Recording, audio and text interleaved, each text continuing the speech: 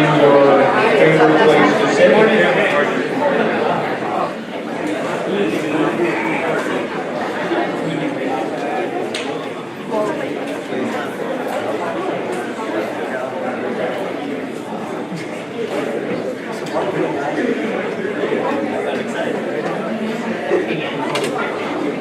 Okay,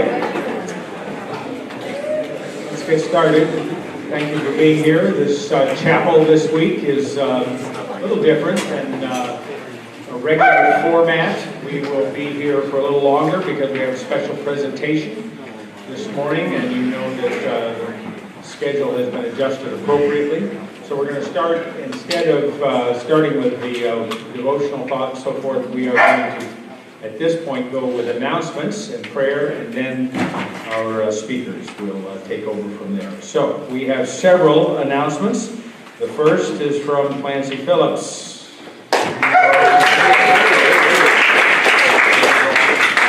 Okay, so there's a sign-up sheet outside of Campus Ministries office for the for OPR members. The first 25 OPR team members that sign up, we're going to have an afterglow at the Gerard's house, and the first 25 will be able to attend. Yeah. And it will be right after Vespers on Friday, and it's an afterglow. The next thing is that we're working out details for a possible Sabbath service event to take food to one of our senior citizen couples in our community, and on Sabbath morning we'll announce it if we're going to have it. But we need 6 or less OPR team members if we do have it.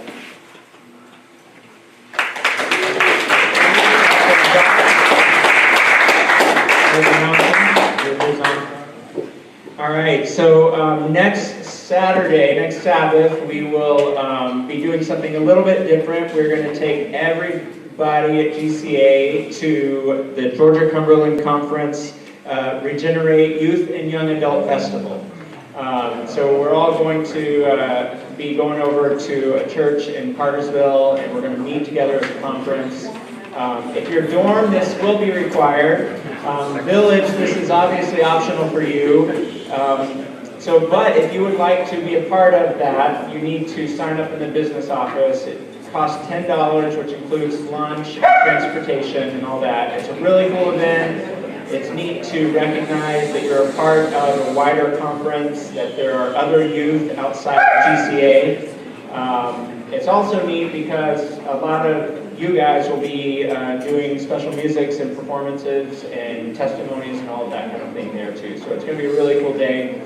Village, I really encourage you to come and be a part of it. It's a really fun day. It's going to go from Sabbath school until about 4:30 in the afternoon. And like I said, lunch will be a part of it. So if you are interested in your village, you need to sign up in the business office. All right, these guys have an announcement.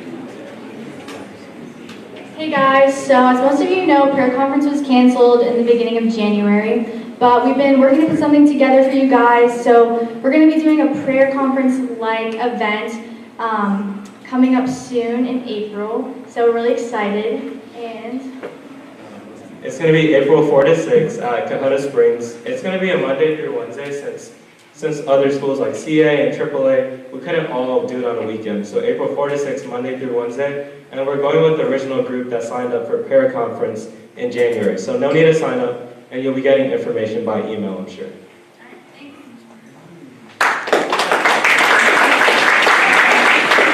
Thank you to the students who've been working to organize that special prayer conference. We will be sharing the time, as was mentioned, with students from Collegedale and Atlanta Adventist Academy, and so it's going to be a great experience, and happy that that is happening. Zion has an announcement about a yearbook.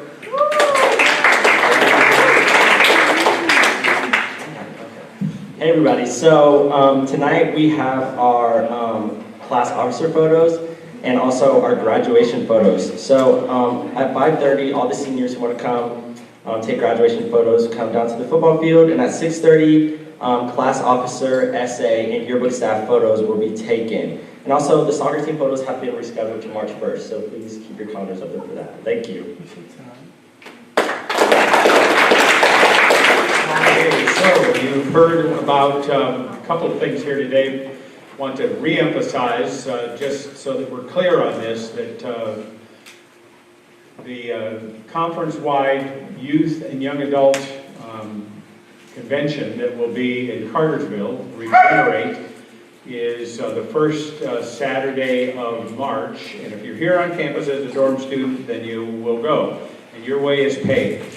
The charge is for the meal and transportation for, and primarily for the meal part, for village students. And so that's what you're signing up in, village students, if you want to go. If you don't want to go with us on the bus, you're welcome to go village students on your own. But we will not be able to provide lunch for you there unless you sign up through us and go with us on the bus, okay? So it's open to youth and young adults across the Georgia-Cumberland Conference, and there will be a large gathering. Many of you have been to the youth festival in the past. We did them for years and years, and then with COVID, we had to back off for a while, but we're going after this again and give it another shot, and it will be a fun day and a meaningful day for you, so I encourage you to participate in that coming up first weekend in March, on March 5. A couple of guests who are here with us today and will spend the rest of their time with us, and Denise Rustad is the Wellness Coordinator for Advent Health Gordon, and with her also is Caitlin Norrell from the Child Advocacy Center, and we'll start first with Denise, but let's start first with a word of prayer. Father in heaven, thank you for this day and all of the good things you do for us. Thank you for this time together. We pray that you will give us clear minds and that you'll help us to listen carefully and to understand that health goes beyond our physical health. And we pray that as you care deeply for us, we will care for each other, we will support each other, and that together we will seek your will in our lives. We pray in Jesus' name. Amen.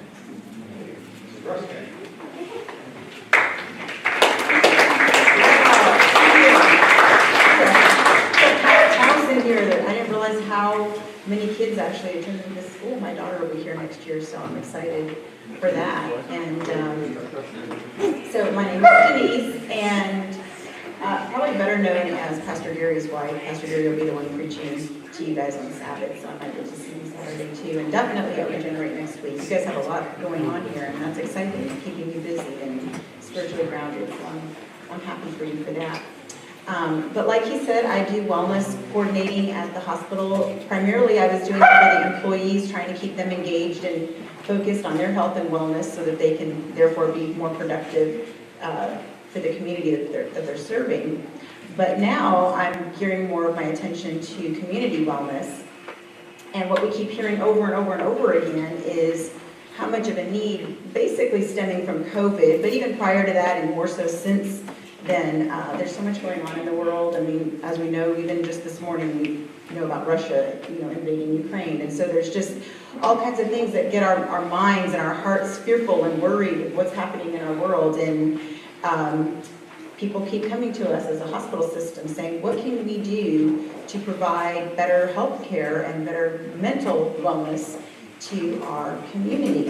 And that does not exclude students. Teachers and staff are seeing that even students are feeling more and more depressed and discouraged and not really knowing what to do or where to turn. And you guys all come from great homes, I'm sure, but that doesn't always shelter you from some of the disturbing things that the devil wants to push through to your heart and your mind. And I know, especially with some of you being so far away from home, it can be hard and difficult to find a good place to turn. And so we thought, why not start here in our Adventist system with trying to bring some awareness and wellness to you guys as a group. And so one way I'm going to try to do that today is last year we developed an Outlook challenge. And as you know, Outlook is just your way of thinking, the way you view the world. And so we try to encourage positive thinking. And so we created a 21-day challenge for teens. And I thought maybe, I'm not gonna push it on you, but maybe you might wanna jump in on that challenge, and it can start whenever you can start it today, you can start it next week, but it's 21 days from the day you start, because as we've learned, and I'm gonna get, Lynn, you can back me up on this, we find that it takes an average of about 3 weeks to really let new habits and new way of thinking settle in. So you can say, well, I want to change, I want to be more positive, I want to do this more, but it's those daily thoughts and those daily actions that kind of build you up to that, and it takes an average of about 3 weeks to start seeing those changes take over and modify your life and your way of thinking. So I brought with me just a box of these cards, and you're welcome to take one with you on your way out. I'll have them back there at the door, and it's just basically like a little calendar with fun things for you to do, like where do you see yourself at 25, journal about the details, make a playlist of songs that make you feel happy, dance for 30 minutes. That's okay. David danced before the Lord, as long as it's clean. So put a positive sign. Make a habit of saying things in an optimistic way. There are all kinds of fun little things that you do. Each day you just keep adding one more to your list that'll help transform your mind and way of thinking. So I encourage each one of you, there's 300 of them in this box. If that's not enough, I can bring you more, but just a way to help you focus on the positive in your life and be more optimistic. Because we know optimistic people are the successful people. All right, so I'm going to let Caitlin take over now and give you her talk.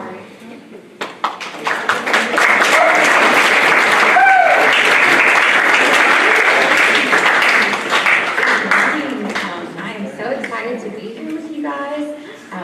Like they said, my name is Caitlin Morrell, and I am from the Gordon County Child Advocacy Center. That is here in our community. Has anyone ever heard of the Child Advocacy Center? No, nobody ever has. It's okay. Everywhere I go, I don't think I've ever had one person that said, oh yeah, I knew about you. And so just a little bit about what we do in our center. We deal primarily with child sexual abuse, and so we, anyone who has gone through that or experienced that or been a victim of a crime, we do what's called forensic interviews and forensic medical exams at our center, as well as advocacy services and therapy. And so that's kind of what we do. We work very closely with law enforcement and DFACs to get those referrals and to provide those services to children and families in our community. So that's just kind of very nutshell version of what we do, but I'm so excited to be here. And I just want to say, kudos to your administration, your principal, for wanting this topic to be discussed in your school, because it's not talked about enough. And so I think it's really exciting that we have this opportunity this morning to talk about this. I do want to say, as you can see, we're going to be talking about a guide to depression. We're going to kind of talk about depression. There is going to be a topic in there about suicide, self-harm. So I want to just acknowledge, these are heavy topics. These are hard topics. And so I recognize that this might be difficult to listen to. Some of you may be experiencing this or have experienced this or know someone who is or has. And so please be mindful of that and just take care of yourself. And so if what we're talking about just becomes too much for you, feel free to just kind of step outside for a minute, take a breath of fresh air. That's totally fine. I just want to make sure you guys are taking care of yourselves. So, to start with, we're going to be talking about what is depression. And I think a lot of times this word is just overused in our society. I mean, how often do you hear I'm just so depressed today, or that's so depressing. Even this morning, talking to one of my coworkers, I said, "Wow, this talk is going to be so depressing," and I was just just how overused that is. And so oftentimes it's kind of misunderstood what depression actually is. And so I just want to let y'all know, depression clinically is a mood disorder that impacts the way you think, feel, and act. And so symptoms can vary. It can act different in everyone, but it's a chronic thing. It's an ongoing condition. It's different from just having a bad day or feeling sad or feeling down. And so I just kind of want to differentiate that for you guys. That there is regular sadness. I mean, we know there are hard things in life, like Denise was talking about. I mean, we've now been living in a pandemic world for 2 years. We've got so many things going on in our society that, weigh on us. So some of you might be wondering, well, what causes depression? Like, what can cause it? And so some of it is genetics. Some people might be predisposed to it. If it runs in your family, or you've got parents or grandparents who have had a mood disorder or who have suffered from any type of mental health, that can play a factor in it, as well as hormonal changes. You guys are all teenagers, you're in high school, and so everything's changing, hormones are changing, and so that can definitely play a factor in it, as well as certain life stressors. So we're going to talk about what some of those are today, what those life stressors are that are risk factors for depression and for mental health issues. So I know this is harder, and I will say I'm not used to such a large group. I'm very comfortable with classroom settings where I can have a discussion with y'all, and so that's going to be a little challenging today. But so I just want y'all to sit there and think about, like, what are some things in your life that cause you stress? What are things in your life that you find challenging or difficult? And just kind of think about those. And so some of those stressors in our lives can be a risk factor for depression and anxiety. And today I will say our topic is focused on depression, but I want to say anxiety is a huge thing right now in our society. Feelings of anxiousness can go hand in hand with depression as well. So some risk factors. So bullying. That's a huge one. Some of you may have experienced bullying while you've been in school, and that's huge. I mean, statistically, 1 in 5 students ages 12 to 18 report experiencing bullying of some kind during their teen years, and so that's huge, as well as unhealthy relationships. So I currently work at the CAC, but prior to this, I worked for a domestic violence shelter, and so I did a lot with teen dating violence, and so I know that can play a huge role in it, being in an unhealthy relationship, a toxic relationship. Again, 1 in 3 teens will be a victim of teen dating violence, and so that's huge. I mean, if we divided you up and counted you off 1, 2, 3, and put all of you on one side, y'all would see just how large of a number that is. Family conflicts. I hope and pray that you all have a good family and a good home life, but I know the reality is that's not always the case. And so family conflicts can play a factor in mental health. And, if you feel safe at home, if you feel like you have supportive parents, if you get along with your siblings, all kinds of those things. So family conflicts are a risk factor, as well as trauma. It's very likely that some of you in here have experienced some type of trauma. Whether that's been, living through, a natural disaster, or living through the death of a parent or a loved one, or having some type of abuse in your life, or witnessing a crime.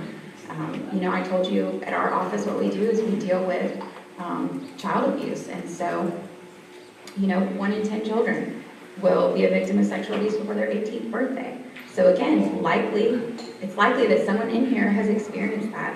And so that's a huge risk factor as well. Grief. So I was talking about losing a loved one.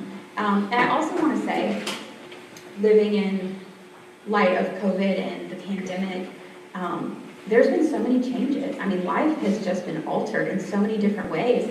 And really, there have been things that have been lost. Maybe relationships, connections with people. And essentially, that's been something that we've had to grieve. We've had to grieve those losses. And so I just want to acknowledge that the pandemic has really changed things for us. But also grief, it can be losing a grandparent, losing a pet, or anything like that. Or it can be something smaller, having a breakup, losing a boyfriend or a girlfriend, or even a friendship, anything like that. Chronic illness or disability, that's a risk factor. Being chronically ill or dealing with a disability, that can go along with possibly that leads to bullying or family conflicts. And so that's something that someone in here may be dealing with. School pressures. I know you're all in school, so I know that there's pressure here.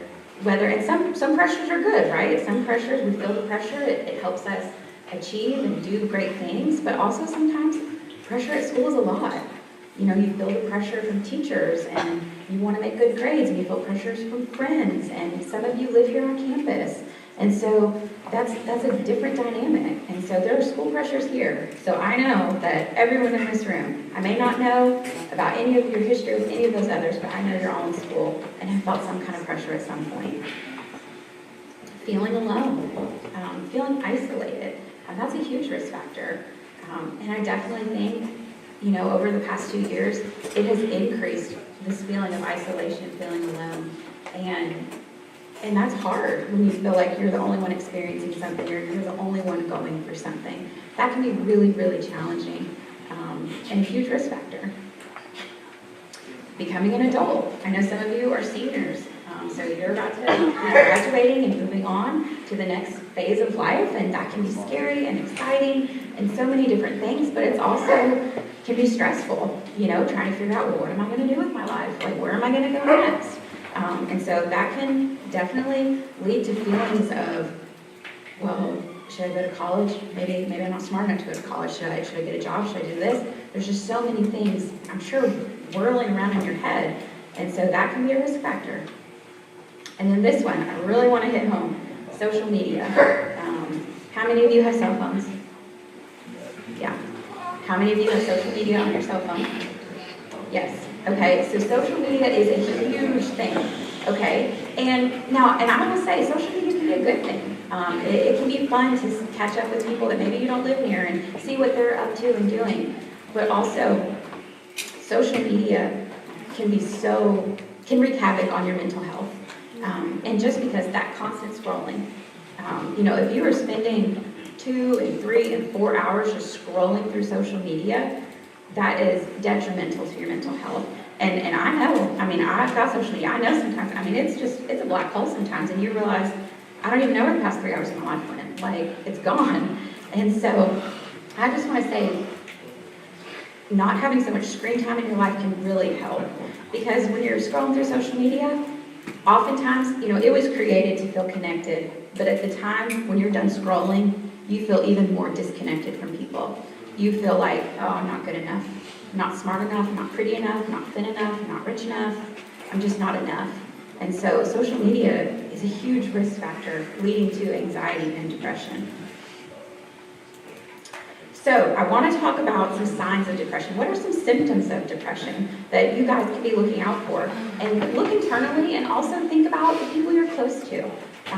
You guys are a community here, and as a community, you take care of one another. And so be thinking about your friends, be thinking about your circles when we're going over these signs and symptoms. So feelings of worthlessness, feelings of hopelessness, they're just feeling like I have no hope, there's no meaning to life, I just feel worthless and like garbage all the time, things like that.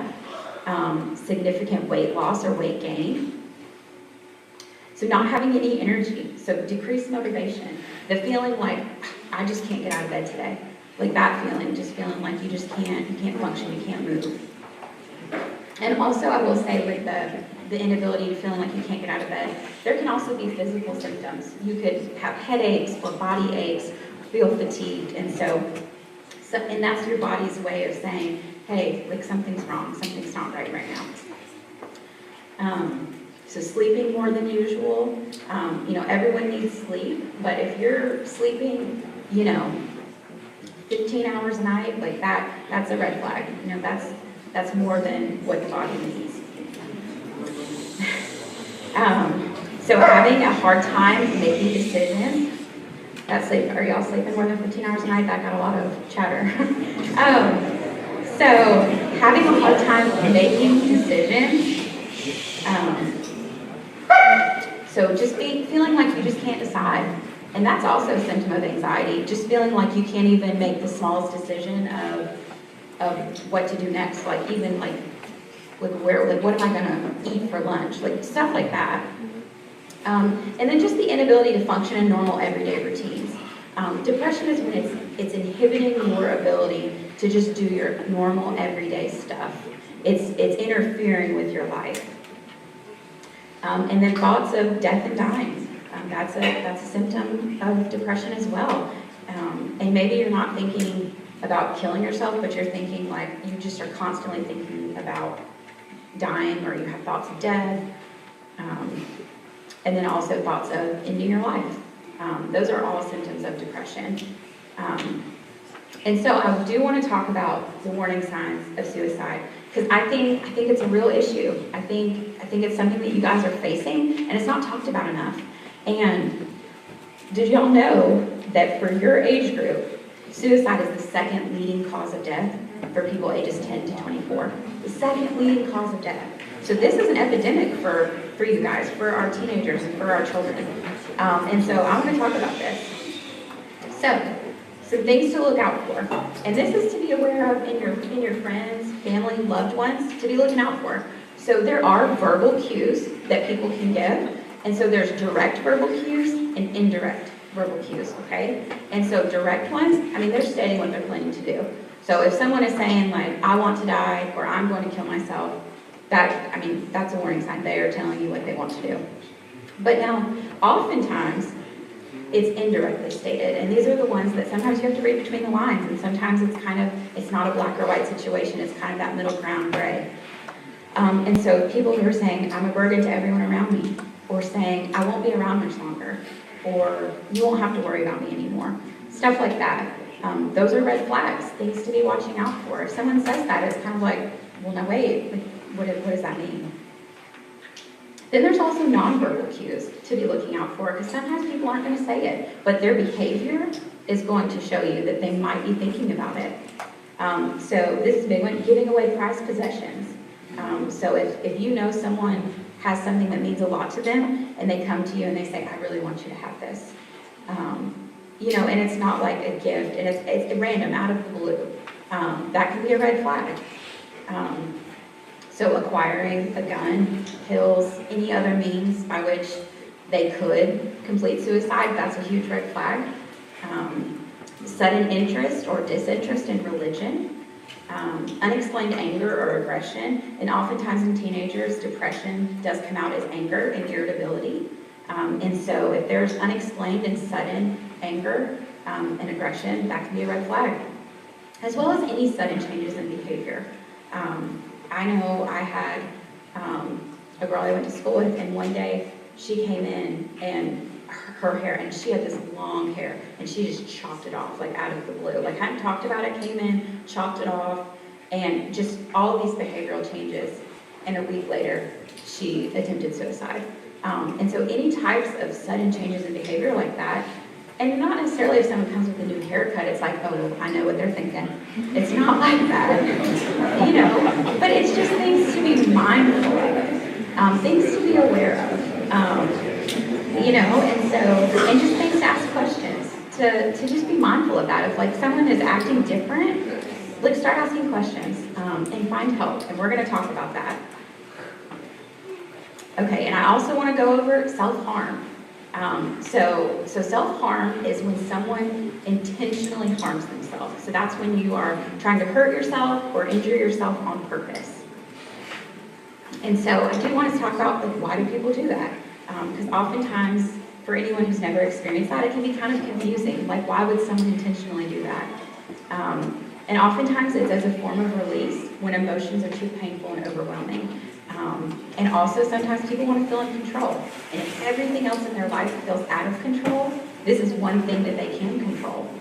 And also, sometimes it's to feel something. Maybe they feel internally just emotionally numb, and to harm themselves physically, they're feeling something. And then also sometimes it's a punishment. Perhaps they feel they need to be punished for a perceived wrongdoing or something like that, and so it's a form of punishment. So different types of self-harm, I feel like cutting is the one most people is the one that people are most familiar with. And so I know y'all are probably heard of that, cutting, but there's also scratching, burning, self-tattooing, self-piercing, and also pulling out hair. Or sometimes hitting yourself, punching yourself, anything like that. And so some things to look out for, some warning signs of this are scars, and oftentimes they will be on the wrists and the inner thighs, is where a lot of people will choose to cut. And so looking for scars. And also, if people are wearing long sleeves and long pants when it's 100 degrees outside, that's a red flag that maybe something's going on. And then if you notice any new cuts or burns or scratches that are just not explained or unexplainable, or it's just like you see just multiple cuts or scratches and it's just like there's just no good explanation for why they would be there, that can be a red flag. As well as carrying around sharp objects. If you ever see scissors or a razor blade or anything like that, or matches in someone's backpack or purse, that could be a red flag. So I want to give you guys some practical things, because I know now we've talked about the warning signs, we've talked about what it might look like, but I want to give you guys some practical things. And some of you, you might just be feeling down or isolated, and maybe you're not on the depression scale, but you still would like to feel maybe a little happier. So I want to give you guys some things on how to cope right now, how to maybe feel a little less isolated, how to feel a little more connected. So getting involved in extracurricular activities. I always say find a hobby, because you know what, if you have a hobby, there's someone else that has the same hobby, and you guys can connect over that. Making something with your hands. It is so powerful to create and to get creative, even if you are not a creative person. Even if you're like, my art is terrible, you don't want to see it. It can still be helpful to create with your hands. Listening to music. I know for me, music is very, I really identify with music, and music helps me. And so listening to music might be it for you. Breathing. Okay, so I know this one might sound weird because you're like, we're all breathing right now. But what I mean by breathing is having like proper breath support. And so if you're starting to feel anxious or you're feeling down, something you can do is 4 breaths in through your nose and 8 out through your mouth. And that's what I mean by breathing. So it's just the 4 in, 8 out, and doing that 4 to 5 times. Because, did you know, so serotonin is what's released in our stomach, and serotonin is a feel-good hormone. And when you breathe, the way you breathe, that 4 in, 8 out, it's activating your diaphragm, which in turn helps release serotonin. So breathing is shown, it's evidence-based to help you calm down. So spending time with friends and family. I think making those connections, feeling connected, makes us feel better when we don't feel so alone. And so spending intentional time with friends and family. And so that might be putting yourself out there and saying, hey, you want to hang out on Friday? Or hey, let's get lunch sometime. Being intentional with that. And I also think it's important to be able to acknowledge how your body feels. I think sometimes when we're feeling stuff, our go-to is just to ignore it. Like, nope, I'm not feeling that, I'm not dealing with that, that's not happening. But when we acknowledge it and say, okay, I think I'm feeling a little anxious. Okay, I think I'm feeling depressed today. Or I think I'm feeling down, or I'm feeling sad. When we acknowledge it, it loses a little power over us. And then also reaching out to a trusted adult. Maybe you're feeling more than just a little down, or a little sad, or a little isolated. Maybe you are feeling those signs and symptoms of depression to the level of, I don't think I can get out of bed, I can't function anymore. Reaching out to a trusted adult can help, because I know sometimes we just feel so alone and trapped, and so being able to reach out to someone for help is vital.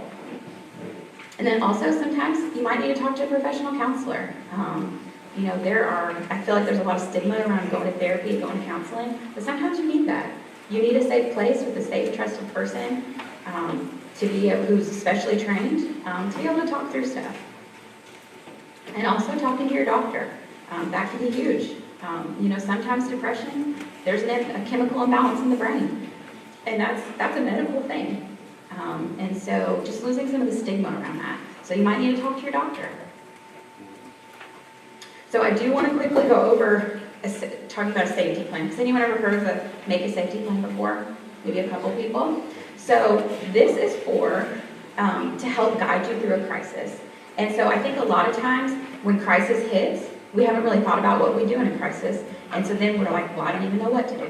And so this is a premeditated thing that anyone can do, so that if you are feeling these signs and symptoms of depression, if you're feeling anxious, or maybe you're feeling suicidal, this plan can help you get through that moment. And so it's meant to help keep you safe. And I will tell you, that's my number one priority, is I want you all to be safe. And so the National Suicide Prevention Lifeline has a safety plan template on their website. And so I just included the snapshots of just the steps, just to kind of quickly go over with you, but this is something that all of you can access through that website. And so these are just some things to be thinking about. So the step 1 is my warning signs, and so it's just writing down what are something you think or feel or do as suicidal thoughts are starting to develop. And then step 2 of your safety plan is my coping strategies. So we've talked about some of those. So maybe your coping strategy is that you've got a song that you start playing when you start feeling that way. So your coping strategies can be anything. It's individual to you. And then I think my distractions. So those are people or places that may offer comfort for you when you're in distress. And so what are those? So maybe that's calling your mom or calling your dad or reaching out to your chaplain. And that goes hand in hand with my supports. And I think this one is huge. And I think if you think the safety plan is silly, no, I don't need to do that. Everyone can think of who are my supports in this life? Who are people that I trust and that support me through good and bad? Who are you comfortable talking to about these hard things? And think about those people. And you know what? You can write them down on a piece of paper. Like if I'm having a bad day, who can I reach out to? Because we all need support. And then professional supports. So this could be your doctor, or this could be your principal, or a teacher, or a therapist. Who are some professional supports in your life? And then also my safe environment. So if you are in crisis, if you're having thoughts of suicide, you know, what is a safe environment for you? Where is that at? You know, is that being alone? Probably not. Is that being around, you know, sharp things? Definitely not. And so thinking about those things preemptively.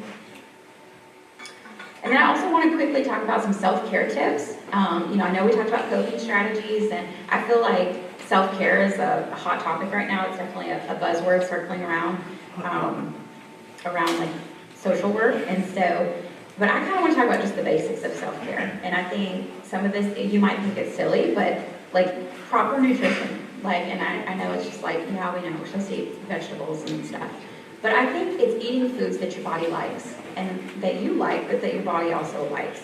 So having proper nutrition, getting outside, you know, I feel like exercise, but also just move your body and move your body in a way that you enjoy. That's the key, is doing something you enjoy to do. So if that's taking walks, take a walk. If that's throwing the football, throw the football. You know, it's different stuff like that. You've got to find what you enjoy doing. And then maintain a regular sleep pattern. You know, sleep is so important, especially right now. Y'all's brains are developing, your bodies are developing. You need sleep, and having a regular sleep pattern. Something for me that really, I mean, not to sound dramatic, changed my life was having a consistent bedtime. And I know you can't always do that, but going to bed at the same time every night really helps. And then I think doing one thing for yourself every day. And that can be something small, but just valuing yourself as you value others. So do something for you today, and try to wake up every day and say, okay, what am I going to do for myself today? How am I going to take care of myself? How am I going to love myself well today? And then I also think, do something for someone else. Turn it outward. I think sometimes we're just so focused internally and on ourselves that we just don't even pay attention to what's going on around us. But do something for someone else. You know, some of those announcements, they were talking about, you know, going to provide meals to senior citizens. I think that's great. Being able to focus on someone other than yourself can really help. And then I want to offer you guys some practical tips on if you've resonated with something today and you say, hey, I think maybe my friend might be struggling with some of this stuff. Here's how you can help or offer help. You can have empathy and compassion. When you talk to them, you know, try to put yourselves in their shoes. Try to imagine how they're feeling, and talk to them with compassion. Listen intently. You know, I mean, I feel like cell phones don't listen like this. Okay. Oh yeah, that must be really hard. Yeah. I'm sorry about that. Yeah. No, put your phone down. Okay. Put your phone down and listen intently to what they're saying. And never blow someone off or think they're being dramatic. If someone has reached out and has said something to you, that's huge. You don't know how big or how hard that step was for them. And so don't blow someone off. Take what they're saying at face value. And then don't minimize someone's feelings. Don't silver line it. Like, well, it could be worse. Or, well, at least this didn't happen to you. Don't try to do that. Just try to take them for where they're coming from. And then know the warning signs of depression and suicide. And after today, you guys do. So you know them, you're aware. And so you can be watching out for them. Because like I said, we take care of each other. And now you guys know how to better take care of one another.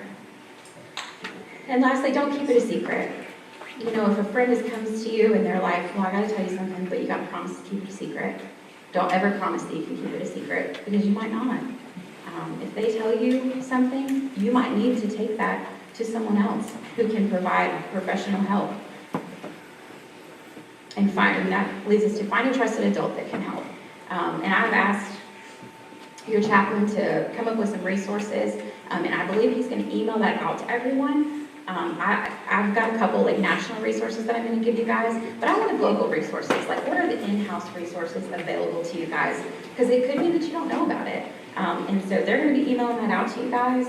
And I do think he does have some copies. So if you're like, no, I need the resources today, just go ask him. Ask him for a copy, because I do think he made a few copies.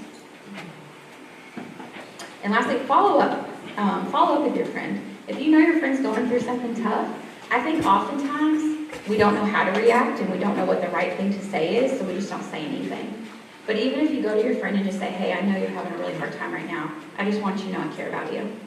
Do you know how powerful that could be for them? How much that could make a difference for them. And so follow up with them. Check in with them.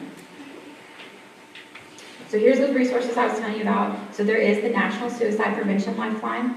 So this is a 24-hour number that you can call and talk to someone. And there's also a text line. I know sometimes it might be easier to text out what you're feeling. This is the crisis text line. Again, 24/7. And so all you have to do is text HOME, HOME, to 741-741. And you will get a response from a crisis counselor. And then also, I always plug loveisrespect.org. That's just dealing with healthy relationships for teens. And so they've got a ton of great resources for teens on their website. And this is my contact information, and I will kind of be around if anyone has questions. I know it's hard in this kind of setting to ask questions, so if you've got a question or about something I said, you can absolutely come up and ask me. And I do want to say, I want to be honest with you guys. And this is, so I will say, my agency that I work for, we are not a faith-based agency. And so right now, I'm talking to you as just Caitlin. Caitlin, who lives in Adairsville, Georgia. I have no problem telling you that my faith and my relationship with God is the most important thing in my life. And so as I was coming here, you know, I was praying, like Lord, like what do they need to hear today? What do you want me to say? You know, like, please speak through me. And something that just kept playing in my mind that I feel like y'all need to hear is that you are so precious to God. And your life matters. It matters so much. And I just feel like there is so much shame around this topic, and the enemy wants you to live in that shame and to say, I cannot ask for help, I cannot reach for help. And so I just want to tell you that that's a lie. That if you need help today, there is help to be had. And if you need hope today, there's hope. I'm here to tell you there's hope. But I appreciate you guys listening so much. Y'all have been great, very respectful. Y'all are awesome. But I just thank y'all so much.